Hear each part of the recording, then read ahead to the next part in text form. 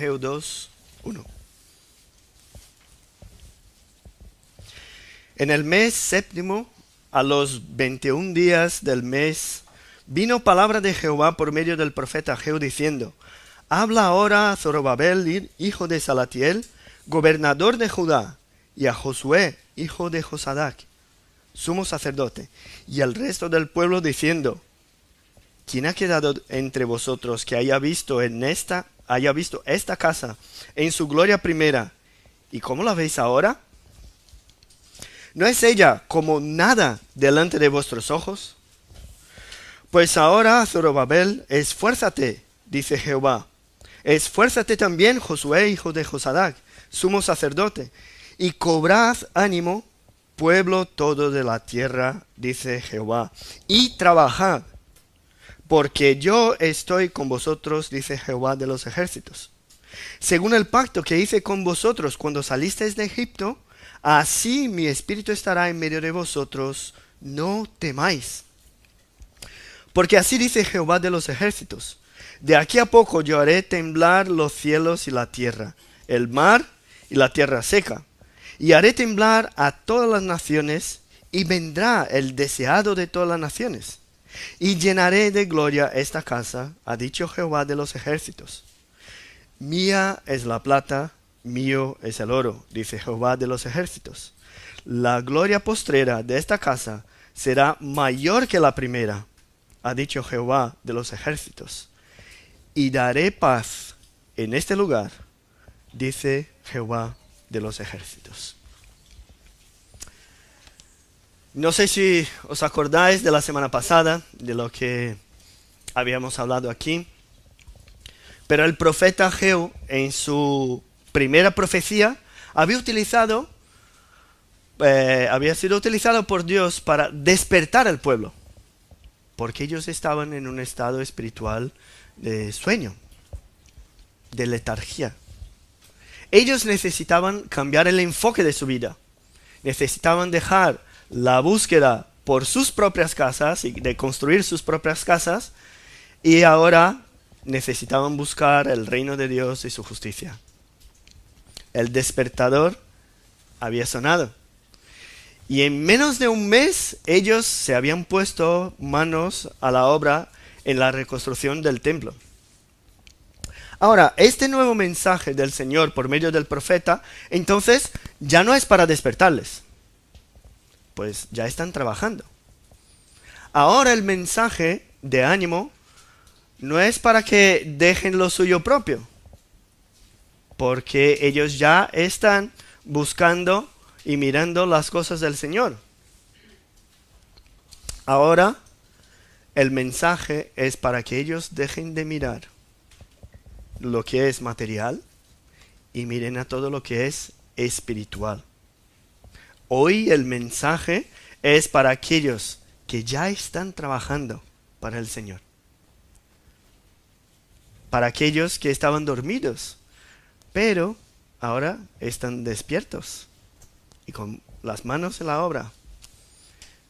Pero ¿cuántas veces nosotros que estamos en la obra no necesitamos también un mensaje de ánimo? Empezaron allí en la reconstrucción a mover los escombros, limpiar el local, ver la cantidad de material que tenían la mano y la mano de obra que contaban. Y como dice el versículo 3, ¿quién ha quedado entre vosotros que haya visto en esta casa en su primera gloria? ¿Y cómo la veis ahora? ¿No es ella como nada delante de vuestros ojos? Nada. Ahora, mis hermanos, ¿cómo mantener la disposición en la obra de Dios, en la obra que Dios nos ordenó que hiciéramos, si lo que vemos es nada? En otras palabras, ¿cómo obedecer a Dios si estamos tan lejos de llegar a la meta? El trabajo que hay por hacer es tan grande y no tenemos todos los recursos necesarios. Entonces, ¿por qué vamos a seguir trabajando? ¿Nunca has pensado en desistir de la obra que Dios te ha ordenado por ver que lo que haces no cambia en nada el contexto donde trabajas? Son en estos momentos donde Dios nos enseña que muchas veces el misionero, el pastor, el trabajador, el siervo, necesita más del campo que al campo de él. Este mensaje es para aquellos que han dejado de mirar ya sus propias cosas y ahora la mirada está en el reino de Dios aquí en la tierra. Ahora, hablando a los niños, que tenemos niños aquí entre nosotros. Imaginaos allí Sebastián, ¿no?, que está ahí escondido. La tristeza de llegar a un lugar que antes era precioso, maravilloso, y ahora está todo en ruinas. Pero ese lugar era grandísimo. Y ahora la tarea es la reconstrucción. Uy, qué pereza. Es como llegar en tu habitación después que vienen tus amiguitos y que se queda ahí todo hecho polvo. Juguetes por todas partes, ropas, materiales del cole, barro de la calle. Ya sabéis, ¿no?, cómo suele quedar ahí vuestra habitación. Y tus padres dicen, te he dicho que no deberías jugar dentro de tu habitación, que deberías quedarte con tus amigos aquí en el salón, o como mucho allí fuera. Pero me has desobedecido. Ahora tienes que organizar toda tu habitación. Pero la palabra dice, como nosotros los padres decimos, pero no te preocupes. Nosotros estaremos aquí para animarte en tu trabajo. Y esa es la primera enseñanza que encontramos en este texto. Nosotros que somos su pueblo, nosotros que somos la iglesia, cuando nos desanimamos por la obra que todavía hay por hacer, Dios nos dice, esfuérzate y trabaja, porque yo estoy contigo. La presencia del Señor con nosotros es lo que nos hace tirar para adelante. Y mucha atención, porque lo que Dios dijo a su pueblo por medio del profeta no fue que no hacía falta trabajar, o que Él lo haría todo, porque es todopoderoso. Aquí hay un análisis realista y muy objetivo de la realidad.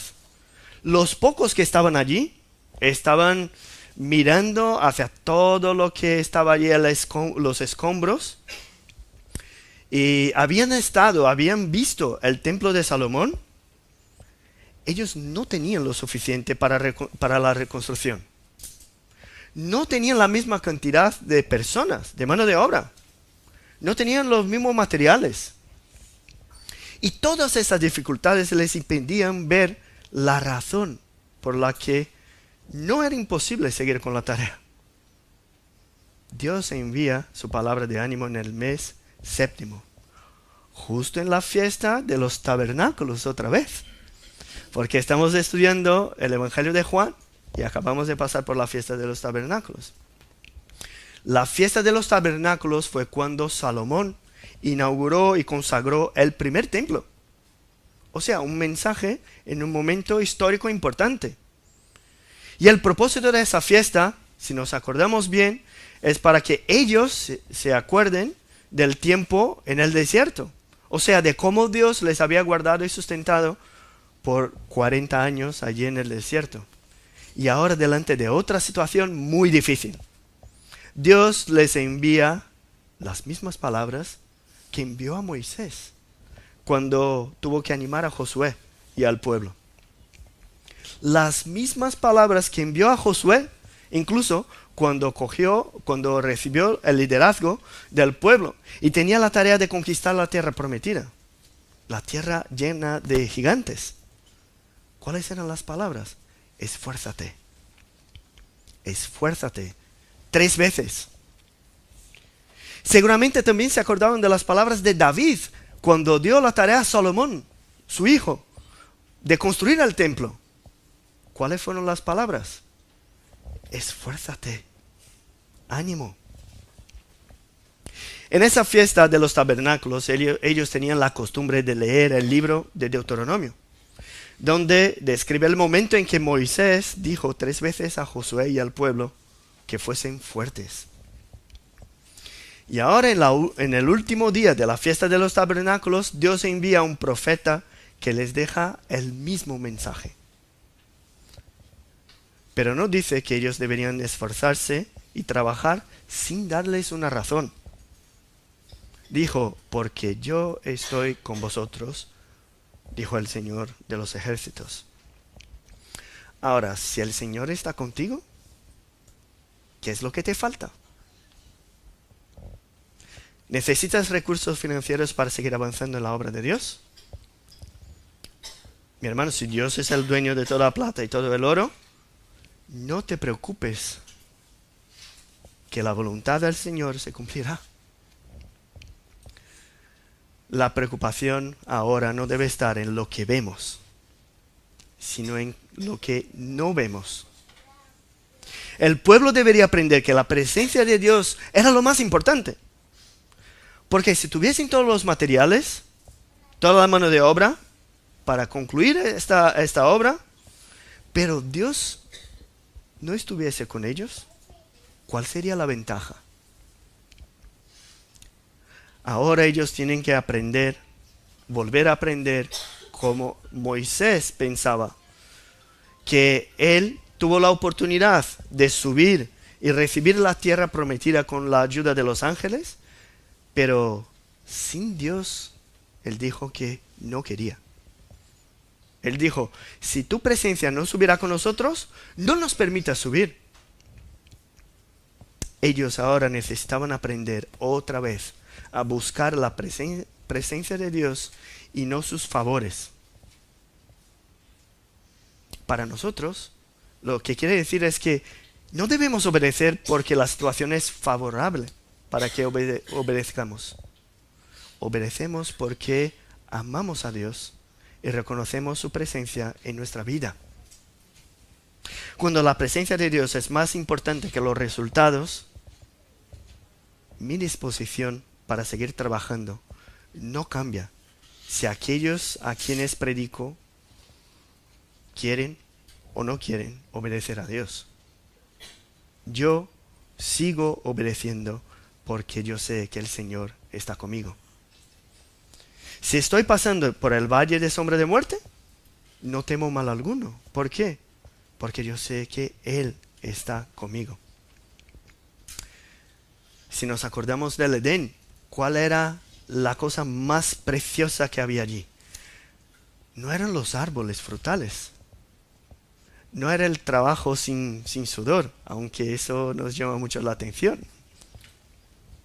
Lo más maravilloso que tenían allí era la presencia de Dios con ellos. El hombre caminaba con Dios al final de cada tarde. ¡Qué precioso!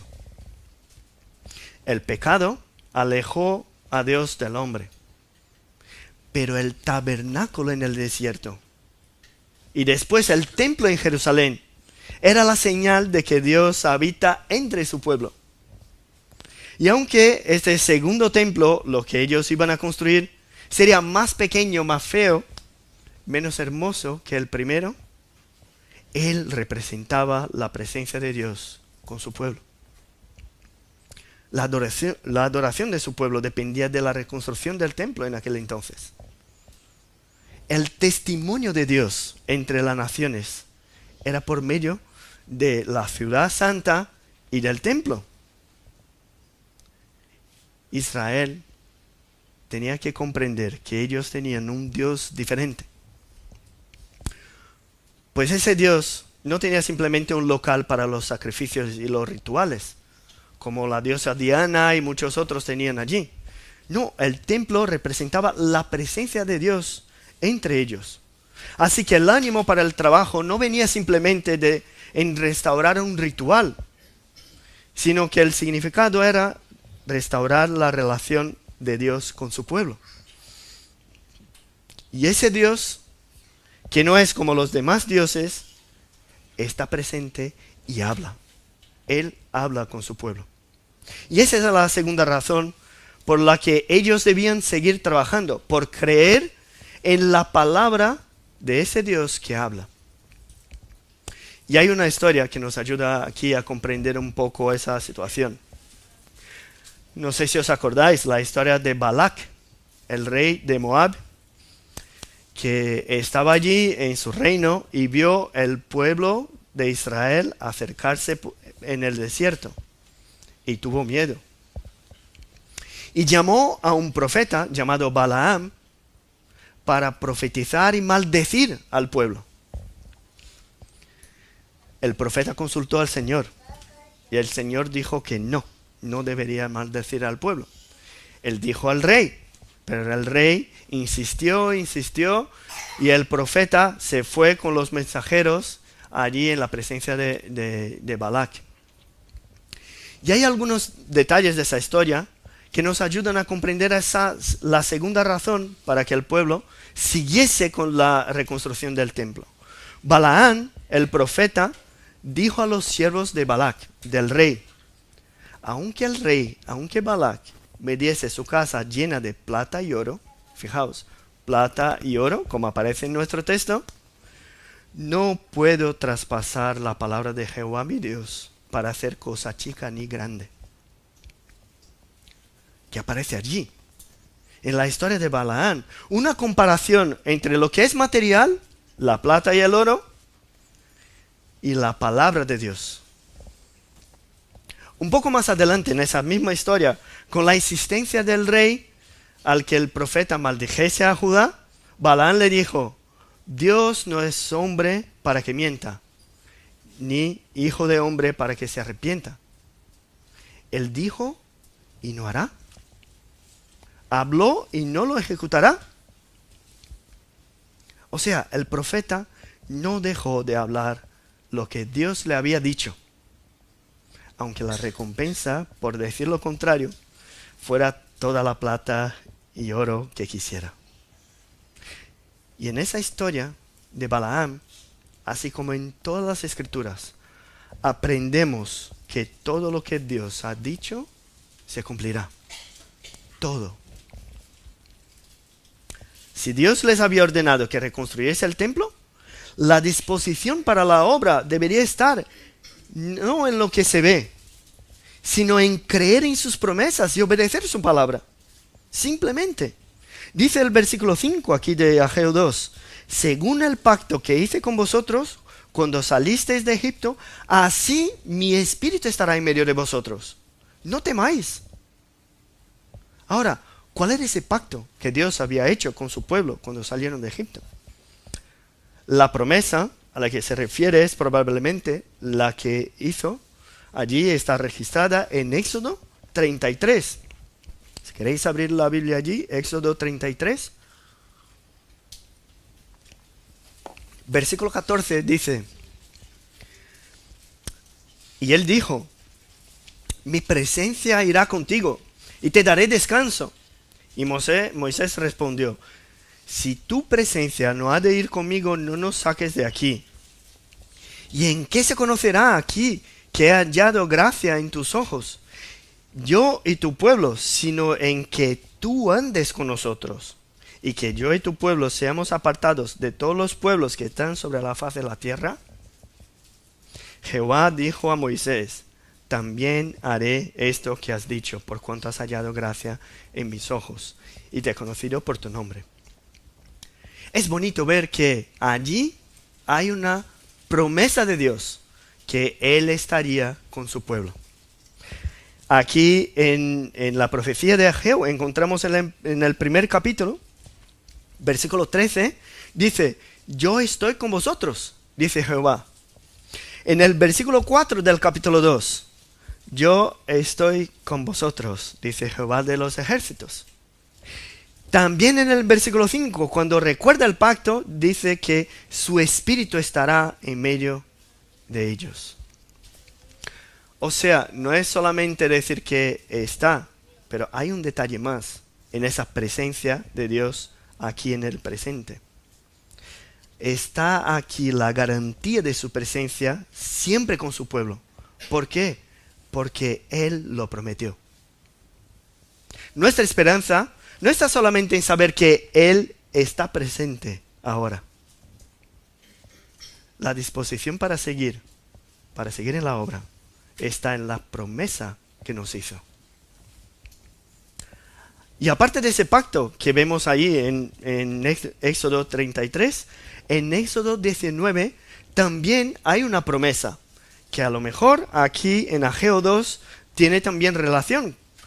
Dice ahí en Éxodo 19, versículo 5, ahora pues, si diereis oído a mi voz y guardareis mi pacto, vosotros seréis mi especial tesoro sobre todos los pueblos, porque mía es toda la tierra. Y vosotros me seréis un reino de sacerdotes y gente santa. Esas son las palabras que dirás a los hijos de Israel. Qué promesa bonita. Toda la nación ahora debía vivir en la presencia de Dios. Todos debían convertirse en sacerdotes que estuviesen en la presencia de Dios, en su templo, y reflejasen su gloria. Ahora la nación debería ser luz para todas las demás naciones, intermediarios de esa luz en la oscuridad que había afuera. O sea, Ageo 2, esa profecía que hemos leído hoy, se refiere a un tiempo en el que Dios permitirá a su pueblo construir su templo por el poder de su espíritu, lo que será tanto el cumplimiento de Éxodo 33 como algo de la luz de Éxodo 19 también. Había por lo menos estos dos pactos que Dios hizo con su pueblo en el desierto. O sea, la promesa que Dios hizo a su pueblo en el pasado debe traernos esperanza en el presente. Debemos decir, como dijo Balaán, Dios no es hombre para que mienta, ni hijo de hombre para que se arrepienta. Él dijo y no hará. Habló y no lo ejecutará.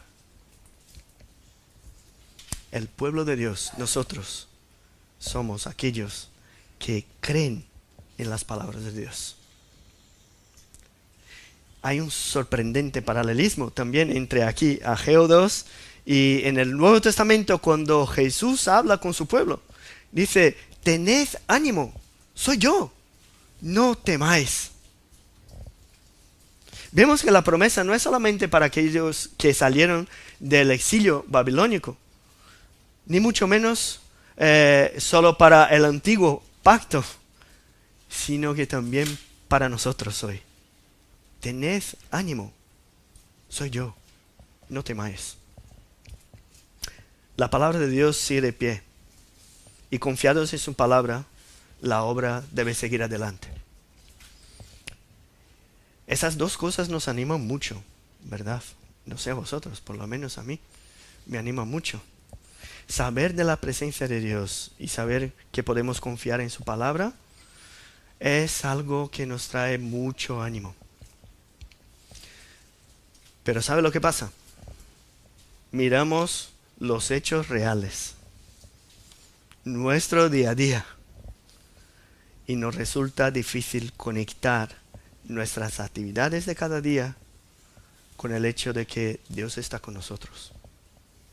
Leemos las promesas, pero miramos nuestra rutina, la lucha que tenemos nosotros, y nos resulta tan difícil actuar conforme a lo que creemos.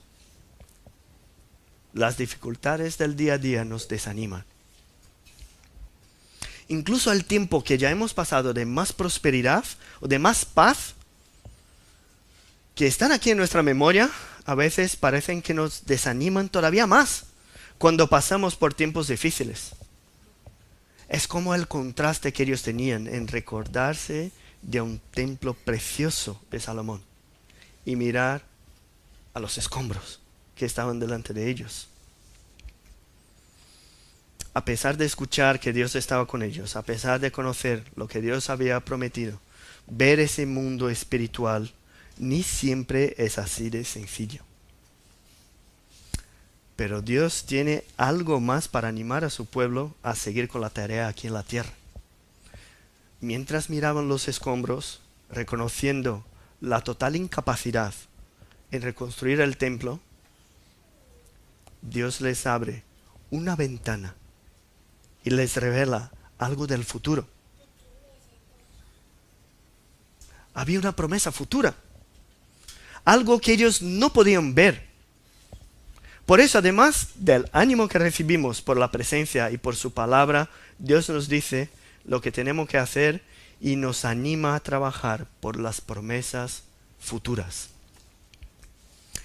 Si en aquel entonces, 500 años antes de Cristo, preguntase a un judío ¿dónde debería adorar a Dios? Él diría seguramente en el templo, hombre, en Jerusalén. Pero hubo una mujer samaritana, que hizo esa pregunta a Jesús. ¿Dónde adoraremos? ¿En qué monte adoraremos? ¿En Jerusalén o en Samaria?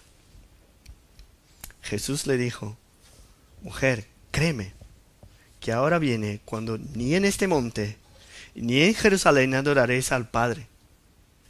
Vosotros adoráis lo que no sabéis. Nosotros adoramos lo que sabemos, porque la salvación viene de los judíos. Mas la hora viene, y ahora es, cuando los verdaderos adoradores adorarán al Padre en espíritu y en verdad.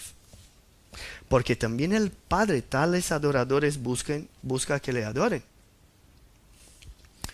Y Jesús concluye su respuesta diciendo que Dios es espíritu, y los que adoran en espíritu y en verdad es necesario que adoren. Esa historia la conocemos, ¿verdad?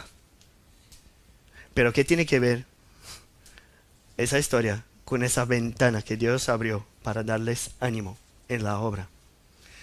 La descripción de Ageo sobre el templo que se construiría va mucho más allá del segundo templo que se construyó. Aunque el proyecto de construcción puede parecer insignificante en comparación con el anterior templo, a pesar de ello, Dios promete hacer aquí la gloria postrera de esta casa mayor que la primera. ¿No es curioso? Ahora, si ese templo, físicamente hablando, no superó la gloria del primer templo, ni cumplió con las expectativas del pueblo, ni cumplió tampoco con las expectativas de las profecías de Ezequiel, por ejemplo, hablando del templo, el judaísmo, los judíos de aquel entonces, se quedaron esperando algo que iba a pasar. Ellos no sabían exactamente lo que era, pero pasaría algo. El segundo templo era pequeño, no tenían tantos adornos. Sabemos que Herodes hizo una reforma un poco antes de Cristo, que no estaba ordenada por Dios. Y ese templo sabemos que tampoco duró por toda la eternidad. En el año 70 el Imperio Romano lo destruyó. Entonces había una crisis. ¿Qué gloria postrera es esta? ¿Dónde está? Y nosotros, 2000 años después, ¿cómo vamos a interpretar esa profecía? ¿Cuál es su aplicación para nuestra vida? Lo que quiero que veamos aquí es una transición entre lo que es figurativo y material. Mucha atención, figurativo y material, a lo que es verdadero y espiritual. Hay aquí una transición. Y para que nosotros pasemos de la interpretación judía a la cristiana, debemos utilizar el Nuevo Testamento para interpretar el texto de Ageo. Así que utilizaremos la carta a los Hebreos, algo que hemos leído hoy incluso, para ayudarnos con ese tema. El propósito de la carta a los Hebreos era hacer un puente entre la antigua dispensación y la nueva. Ver qué había pasado allí en el pasado y ahora con Jesús. Ellos empiezan, allí el autor nos ayuda a comprender que esto formaba parte de las sombras de algo que ahora se manifiesta en Cristo. Hay sombras que se cumplieron en Cristo y por eso no seguimos haciéndolas. Hay otras, sin embargo, que nos enseñan cómo actuar ahora, en la era cristiana. Y esa es una de las cartas que más habla del tabernáculo y del templo. Para la carta, a veces utiliza tabernáculo y a veces templo, pero tienen el mismo significado. Una estructura móvil y la otra fija, pero cumplen el mismo propósito. Y lo que el autor de esa carta nos hace ver es esa comparación entre Jesús y a lo que ellos conocían en su religión. Habla de la supremacía de Jesús sobre los hombres y los ángeles. Dice que Jesús es más grande que Moisés. ¿Por qué? Porque Moisés lideró un pueblo a un descanso parcial. Ahora Jesús es el líder que nos lleva a un descanso eterno. Dice que Jesús es más grande que Josué, por la misma razón. Dice que Jesús es el sumo sacerdote, por excelencia, y ofreció un sacrificio superior en comparación con los sacrificios del antiguo pacto. Allí en la carta a los Hebreos, entre el capítulo 8 y 10, nos dice que Cristo es el eterno sumo sacerdote. Y dice también que Él es el sacrificio permanente en un tabernáculo eterno. Ahora vamos a abrir nuestras Biblias ahí en la carta a los Hebreos, capítulo 8, y vamos a leer los dos primeros versículos. Hebreos 8:1. Dice así: ahora bien, el punto principal de lo que venimos diciendo es que tenemos tal sumo sacerdote, el cual se sentó a la diestra del trono de la majestad en los cielos, ministro del santuario, y de aquel verdadero tabernáculo que levantó el Señor, no el hombre.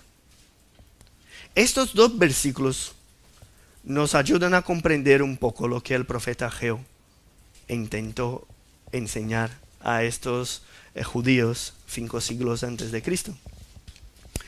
Vemos aquí la descripción de Cristo como el sumo sacerdote, eso lo tenemos claro. Y hay aquí en estos dos versículos una mezcla entre la sala del trono y el tabernáculo. Pero llama a ese tabernáculo el verdadero tabernáculo, uno que levantó el Señor y no el hombre. Y empezamos aquí a comprender que ha existido en la historia un tabernáculo y un templo, ambos representando la presencia de Dios, la habitación de Dios, pero estos dos nada son sino sombras, figuras, representaciones del verdadero santuario que es celestial. Ese sí es el templo que es real, el espiritual. Ese es el verdadero cumplimiento de las profecías. Todo lo que vemos figurado en el tabernáculo, en los templos del Antiguo Testamento, todos estos modelos imperfectos y temporales apuntaban hacia un lugar perfecto y eterno. El antiguo templo no era ni perfecto ni eterno. Por eso dejó de existir. Y cuando comprendemos eso, la transición entre lo que es material, imperfecto, a lo que es espiritual, verdadero y perfecto, hay un pastor que dijo que creer que se construirá un templo físico después de que el escatológico, el del fin de los tiempos, haya sido inaugurado, sería volver a la antigua etapa de las sombras de la existencia del templo. O sea, ya no tiene sentido reconstruir el templo. Y para que el pueblo pudiese empezar a comprender y anhelar algo más que el templo que ellos estaban reconstruyendo, Dios abre esa ventana hacia el futuro y utiliza términos físicos, reales, para expresar lo que pasaría en el mundo espiritual. Dice aquí, en estos versículos, vendrá el deseado de todas las naciones. Esa es una posible traducción que nos lleva a la idea de la venida de Cristo, que es verdad, es algo que señala el Antiguo Testamento.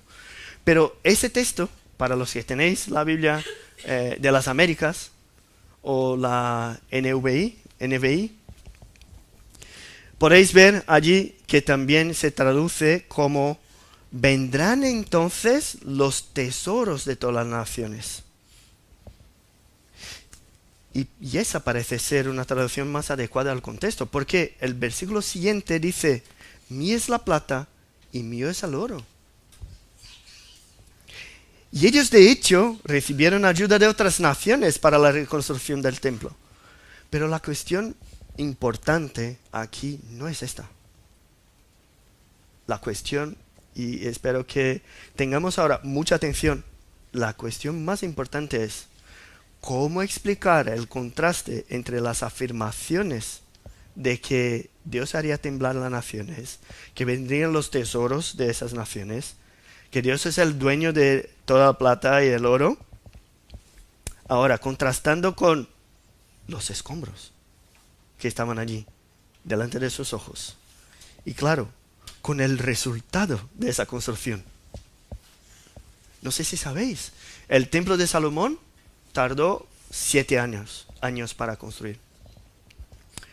Ahora, la reconstrucción, esa que ellos iban a empezar, tardaría 46 años. Era más pequeño, con menos adornos. ¿Cómo explicar el contraste entre las palabras de Dios y el resultado, lo que ellos veían, el mundo físico? Esa diferencia entre lo que Dios les había enseñado en esa ventana hacia el futuro y lo que veían en el mundo físico generó en ellos esa expectativa de que algo importante iba a suceder. Todavía esperaban algo físico, es verdad. Incluso cuando Herodes hizo una reforma, era un engaño, a lo mejor para ellos. Pero había allí una espera. Y aunque haya más detalles de esa profecía hablando de ese templo, yo quiero volver nuestra atención ahora hacia 2 detalles. El primero, que dice que la gloria postrera será mayor que la primera. Ahora, si eso fuese algo relacionado a lo material, el engaño de una reforma de hacer el templo permanecería lleno de, no sé, ellos todavía buscarían un templo lleno de lujo, un templo incluso más amplio que el templo de Salomón. Y sabemos que todos los templos que han sido construidos tenían materiales nobles, piedras preciosas, pero la gloria del templo nunca jamás ha estado en su lujo. La gloria del templo estaba vinculada a la presencia de Dios en él. Por eso Dios no permitió que se construyese un templo con más resplandor material que el primero, porque la gloria postrera de ese templo sería mayor por otro detalle. ¿Cuál es el detalle? ¿Por qué ese templo tenía su gloria mayor que el primero? Su gloria estaría en el hecho de que Cristo, el propio Hijo de Dios, entraría en él. Cristo cumplió las leyes, por ejemplo, del Hijo primogénito en este lugar. Cristo limpió el templo de los vendedores, si nos acordamos bien. Era ese el templo.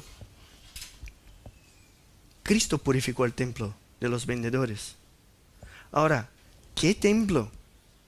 ¿Qué iglesia pensando en nuestro contexto? Por más hermosa que sea, tendría mayor gloria que tener la presencia de Cristo. Si nos acordamos ahora de los detalles del templo, cada uno de ellos apuntaban hacia Cristo. Hay allí en el templo la fuente de metal que utilizaba para lavar las cosas, que nos lleva a Jesús. porque es nuestra fuente de vida. Aquel que nos limpia de todos los pecados. La mesa de panes de la proposición estaba allí. Y Jesús nos dice que Él es el pan de vida. Cada detalle no era más que una representación muy limitada de lo que el verdadero templo significa.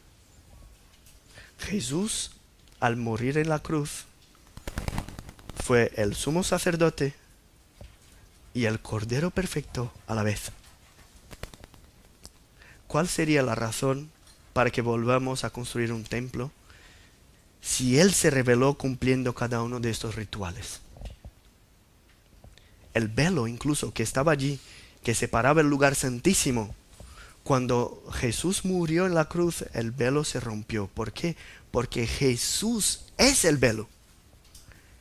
Es el único medio que podemos acceder a la presencia de Dios el Padre. Solo por medio de Él. Él es el único mediador entre Dios y los hombres. El versículo que pone allí en el toldo. Él es el príncipe de paz. Por eso vino para traer paz entre Dios y los hombres. Ese es el segundo detalle importante de esa ventana abierta hacia el futuro. Él quitó todas las cosas movibles para que queden solamente las inconmovibles. Transformó el sistema de adoración, inauguró el verdadero tabernáculo, el verdadero templo, el que no fue hecho con manos humanas. Mis hermanos, tenemos que intentar comprender la situación en que estaban. Ellos mirando todo lo que tenían que hacer y tardaron 46 años. Y cuando Cristo limpió este templo de los vendedores, se acordaron de lo que estaba escrito.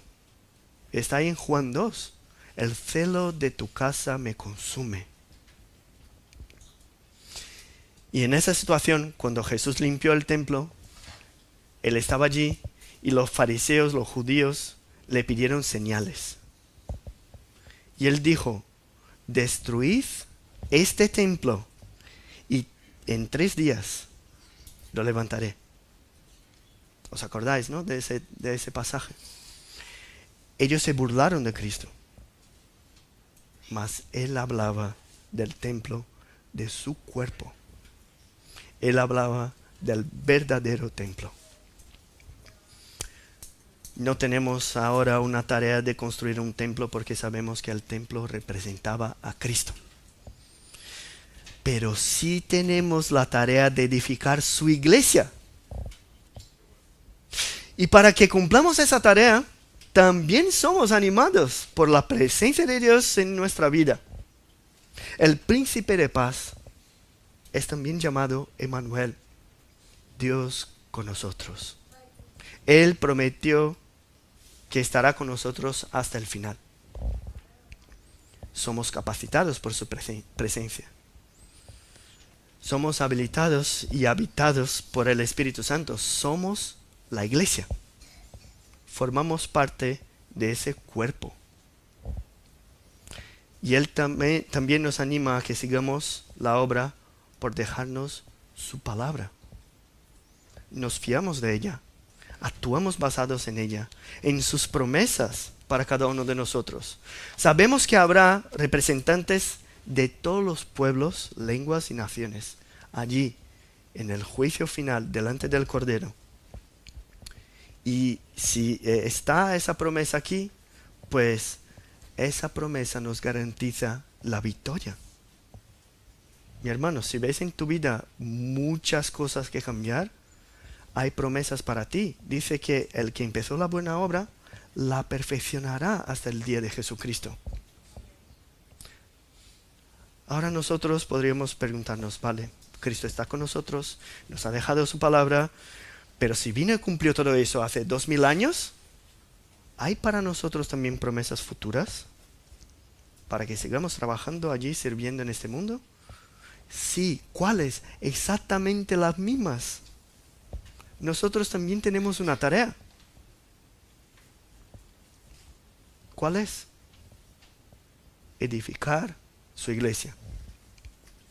Él escogió, cuando vino al mundo, 12 hombres, apóstoles, y nos dejó enseñanzas por medio de ellos.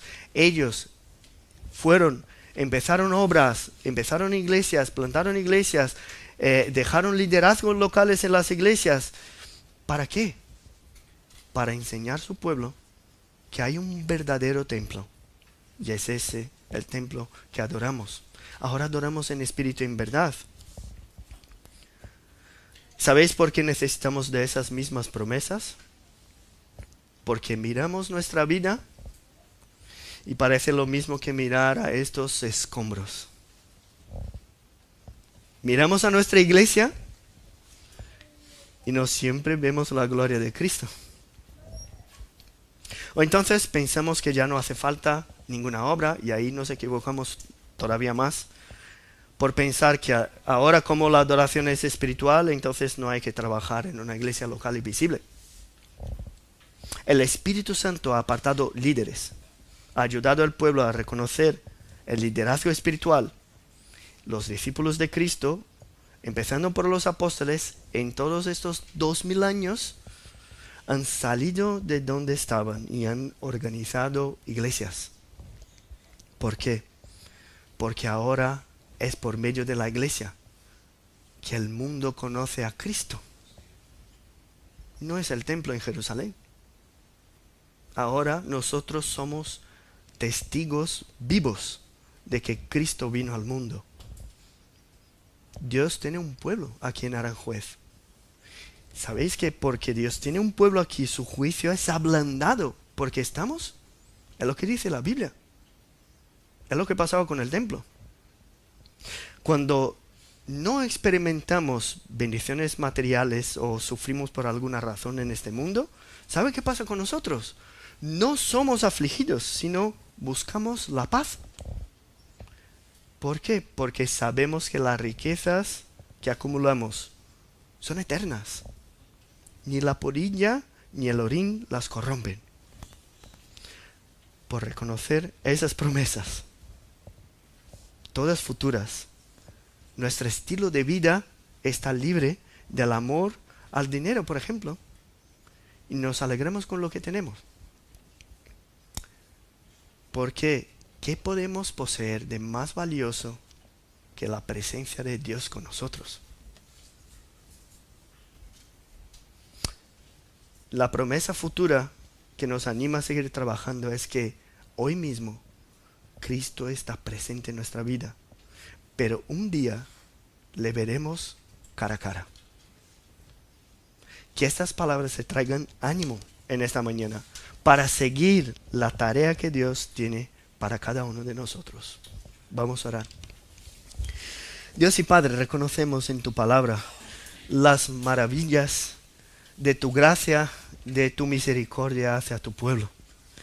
Y te pedimos, Padre, que tú nos ayudes a comprender y a vivir esta palabra, estas promesas, esa profecía de Ageo, para que tu presencia, para que tu palabra y tus promesas futuras sean siempre el ánimo que nos permite seguir adelante, que nos permite seguir trabajando, sirviéndote en este mundo. Te pedimos, Padre, por cada uno de los que estamos aquí, que tú nos bendigas para que reconozcamos las bendiciones que hay en tener a un Dios tan maravilloso, presente, vivo, verdadero, que habla con nosotros en nuestra vida. Bendícenos en el nombre de Jesús. Amén.